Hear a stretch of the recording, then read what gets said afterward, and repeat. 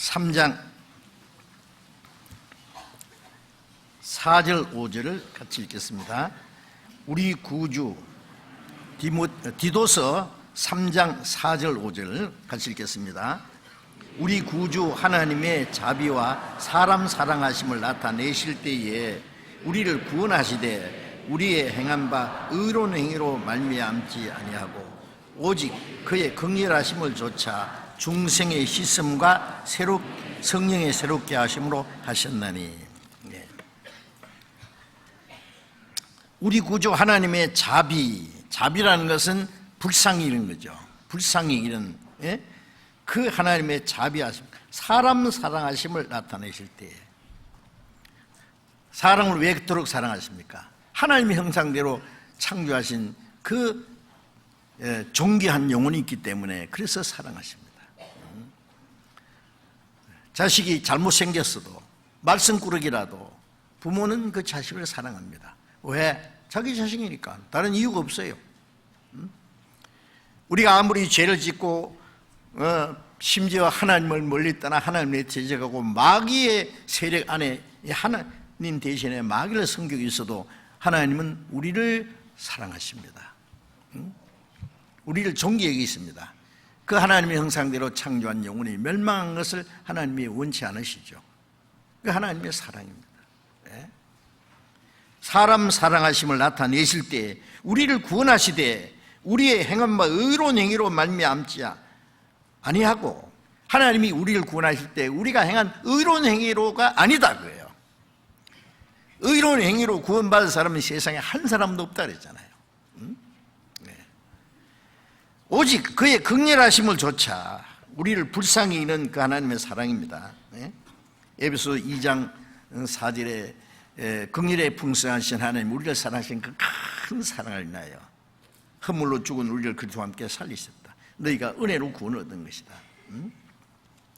그 긍휼하심을 조차 중생의 씻음과 성령의 새롭게 하심으로 하셨나니, 이 중생이라는 말은 한문 용어인데요, 거듭난다는 말을 중생이라 해야죠. 이 묵을중자를 쓰는데 묵을중자가 아니라 이 중복한다는 거, 거듭하는 거, 한 번, 두 번 거듭할 때 중복된다 그러잖아요. 중생이라는 건 육신으로 한번 태어났는데 영으로 또 한 번 태어났다. 그걸 중생이라고 합니다. 중생의 씻음과 성령의 새롭게 하심으로 하셨나니, 이 거듭나는 것은 두 가지의 그 중요한 내용이 있잖아요. 베드로전서 1장 3절에는 예수 그리스도의 죽으심 가운데 부활하심으로 우리를 거듭나게 하셨다. 요한복음 3장 5절에 예수님 말씀은 물과 성령으로 거듭나지 않으면 하나님 나라에 들어갈 수 없느니라. 물은 하나님의 공의를 가르칩니다. 인간은 범죄함으로 하나님의 공의로운 심판을 받아야 돼요. 노아 홍수 때 물로 심판했습니다.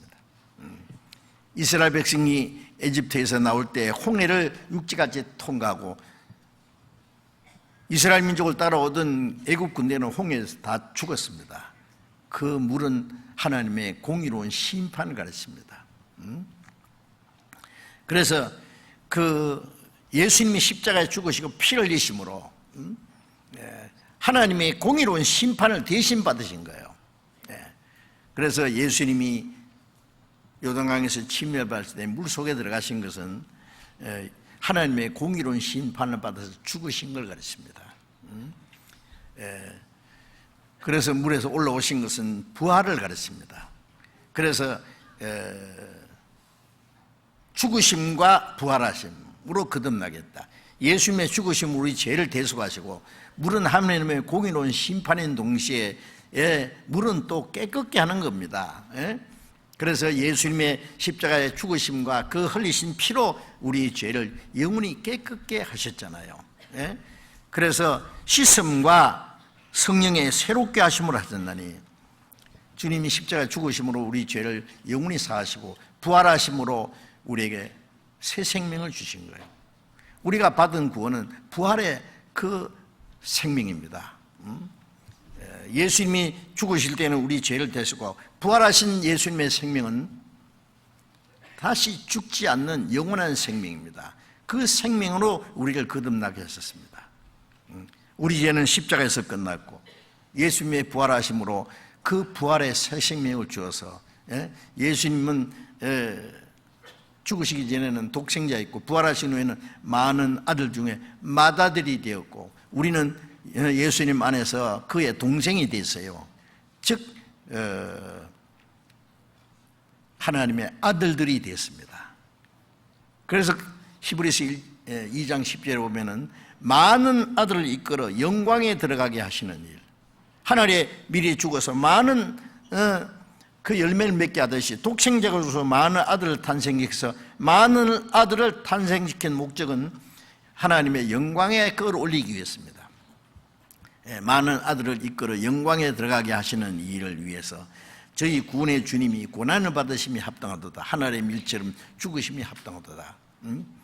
그래서 예수님이 침례를 받고 물에서 올라오신 것은 예수님의 죽음과 부활을 가르치고 하늘 문이 열리고 하나님의 성령이 비둘같이 임하셨다는 것은 이제 예수님의 죽으심과 부활을 믿는 사람에게 하나님과 인간 사이의 문이 열리고, 그리고 하나님의 성령이 주어질 것을 가르치고, 성령께서 말씀하시기를 이는 내 사랑하는 아들이요 기뻐하는 자라.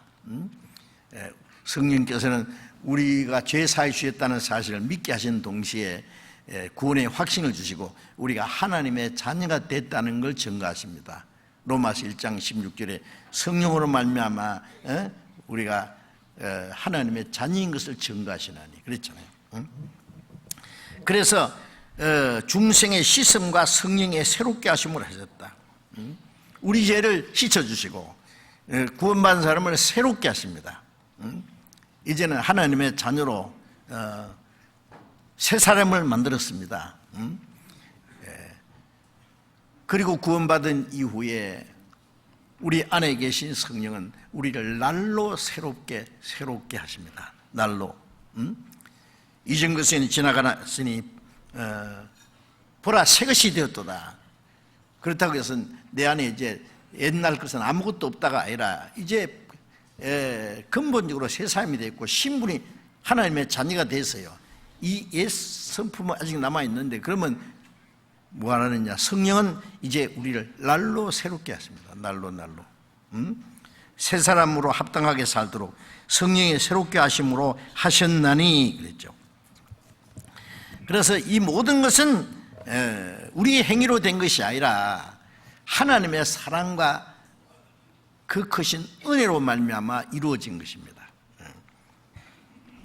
디도서 2장 14절을 또 보겠습니다. 디도서 2장 14절. 2장 14절을 같이 읽읍시다.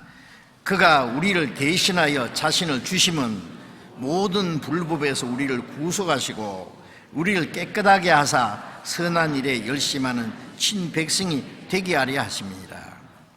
그가, 예수님이 우리를 대신하여 자신을 주심은 십자가에 대신 죽으셨단 말씀이죠. 우리를 대신하여 죽으셨습니다. 대신 죽어주신 것은 모든 불법에서 우리를 구속하시고, 우리는 하나님의 모든 율법을 다 범했어요. 모든 불법을 행한 사람들입니다. 그게 하나님의 심판과 영원한 진노와 멸망을 받아야 될 사람들이었습니다. 로마서 6장 23절에 죄삭은 사망이요 하나님의 은사는 그리스도 예수 우리 주 안에 있는 영생이니라. 죄삭은 아담이 범죄하자마자 죽으리라. 선악과를 따먹고 하나님 말씀을 불순종한 그날 아담은 죽었습니다. 영혼이 죽었습니다. 그 다음에 육신도 너는 흙이니 흙으로 돌아가리라. 영이 죽었기 때문에 육신의 죽음도 이제 선고된 겁니다. 죄삭은 사망입니다. 그것으로 끝난 것이 아니라 이제 육신이 세상에 살다가 죽은 후에 요한계시록 20장 12절부터 15절에 보면은 모든 죽은 자들이 하나님 앞에 서서 자기 행한 대로 심판을 받고 둘째 사망 불못에 던지오더라. 육신이 죽음으로 끝난 게 아니라 영혼은 음부에 들어갔다가 마지막 때 영혼 육신을 다시 살리고 영혼을 음부에서 끄잡아내서 영혼과 몸을 함께 지옥에 멸하신다고 말씀대로 그게 둘째 사망입니다. 그래서 이 제사성 사망이라는 것은 그 영혼의 죽음뿐 아니라 육신의 죽음뿐 아니라 마지막 하나님의 심판을 받아서 영원한 불못에 들어가는 그 둘째 사망까지를 가리킵니다. 죄의 대가는 영원한 죽음이었습니다. 그런데 하나님의 은혜를 가르칩니다. 하나님의 은혜는, 하나님의 선물은 그리스도 예수 우리 주 안에 있는 영생이라. 죄로 말미암아 영원의 심판과 멸망을 받을 죄인들에게 이 큰 선물을 주었어요. 하나님의 은사를. 그리스도 예수 우리 주 안에 있는 영생이라. 그래서 모든 불법에서 우리를 구속이라는 것은 죄값을 갚아주고 건져냈다는 뜻입니다.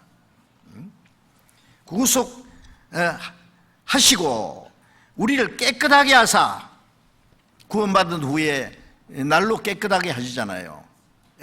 에베소서 5장 25절 26절에 보면 물로 씻는 같이 말씀을 깨끗하게 하사 거룩하게 하시고, 구원받은 후에 우리가 교회 안에서 말씀을 듣고 외우고 배우고 행하는 가운데 요한복음 17장 17절에 있는 말씀대로 아버지여 저희를 진리로 거룩하게 하옵소서. 아버지의 말씀은 진리니이다. 주님의 진리의 말씀으로 우리의 마음과 생활을 날마다 깨끗하게 해줘요. 깨끗하게.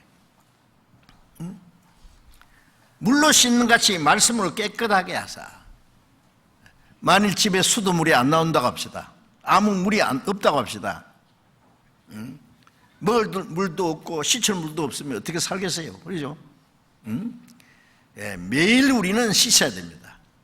하루도 몇 번씩 손을 씻어야 되고, 마지막에 이제 저녁에 자기 전에는 온몸을 씻어야 되고. 왜? 자꾸 우리 몸에서 나오는 그 더러운 것도 있고 밖에서 묻어오는 더러운 것도 있고 그걸 날로 씻어야 돼요. 매일 씻어야 돼요. 그것처럼 구원받은 이후에 이 죄 많은 세상에 사는 동안에 우리 아직 변화되지 않는 옛 성품에서 나오는 죄도 있고 밖에서 묻어 들어오는 죄도 있고 그걸 말씀으로 날마다 깨끗게 하지 않으면 안 됩니다. 물로 씻는 같이 말씀으로 깨끗하게 해서 점점 거룩하게 하시고 영광스러운 교회로 세워서 티나 주름 잡힌 것이나 이런 것이 없이 거룩하고 흠이 없게 하려 하십니다. 구원받을 때는 비참한 죄인이 구원받지만 우리가 주님 앞에 설 때는 흠도 없고 점도 없고 깨끗하고 거룩하게 서기를 원합니다. 그래서 구원받은 후에 우리가 함께 모여서 말씀을 배우고 성경을 암송하고 듣고 또 배우고 실천하는 가운데 우리의 마음과 생활이 날마다 깨끗하게 되고 그 다음에 한 발자국 나가서 거룩이라는 것은 하나님의 성품이 이루어지는 거예요. 점점 하나님 말씀에 내가 거룩하니 너희도 거룩할지어다. 구원받은 사람이 구원만 받아가지고 이 세상 죄투성이 그대로 살다가 그 주님을 맞이해서 되겠습니까? 하나님 아버지는 내가 거룩하니 너희도 거룩할지어다. 우리는 주님은 영광 중에 오실 때 우리도 그 영광 중에 설 사람들입니다. 요한계시록 19장에 어린 양의 혼인잔치가 이르렀다. 그 신부가 예비되었으니 빛나고 깨끗한 세마포를 입었다. 이 세마포는 성도들의 옳은 행실이라. 우리가 구원받은 건 주님의 은혜로 구원을 받았지만은 구원받은 후에 주님 다시 오시는 그 영광 앞에 설 때에 빛나고 깨끗한 세마포, 그건 성도들의 옳은 행실, 깨끗한 행실, 거룩한 행실. 그 깨끗한 세마포를 입고 그 영광의 왕이신 주님을 맞이해야 되지 않겠습니까? 우리의 마음과 생활 속에 하나님 말씀에 합당치 않는 것, 깨끗지 못한 건 하나하나 다 버려야 됩니다. 아십니까? 그래서 그가 우리를 대신하여 자신을 주시면 죽어주신 것은 모든 불법에서 우리를 구속하시고 우리를 깨끗하게 하사 선한 일에 열심하는 친백성이 되게 하렵니다. 구원받고 주님의 말씀과 성령의 능력으로 날마다 깨끗하게 거룩하게 되어서 선한 일에 열심하는 친백성이 되게 하려 합니다. 깨끗하지 않은 그릇은 쓸 수가 없잖아요. 이 그릇에 이 뭐 더러운 것이 묻었다면 여기다가 물을 담아 먹을 수 없습니다. 아무리 뭐 비싼 크리스탈 잔이라고 할지라도, 아니 금으로 만든 그릇이라도 그 더러움이 오물이 묻어 있으면 거기다 좋은 식물을 담을 수 없어요. 비록 세상에 뭐 육신이 잘생겼고 학벌이 좋고 모든 것이 훌륭한 것 같아도 그 마음과 생활이 깨끗하지 않으면 하나님이 그 사람을 쓰시지 않습니다.